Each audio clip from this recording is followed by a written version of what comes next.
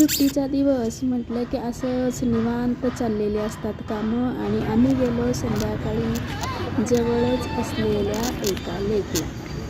खूप प्रशस्त शांत अशी जागा आहे. घरी आल्यावर म्हटलं झटपट रेसिपी बनवावी म्हणून काही भाज्या भाता आणि डाळ बरोबर शिजवून घेतल्या. बिसीबेळे भात बनवण्यासाठी इथं फोडणी तयार केलेली आहे आणि बिसीबेळे भातची जी पावडर आहे, बिसीबेळे भात पावडर, त्याची पण रेसिपी मी याच चॅनलवर अपलोड केलेली आहे, तरी तुम्ही बघू शकता. ती फोडणी सगळी तयार झाल्यानंतर इथं चिंच आणि गूळ असं हे मिश्रण आहे आणि ते टाकल्यानंतर पाणी टाकायचं आणि ह्या पाण्याला चांगली उकळी येऊ द्यायची.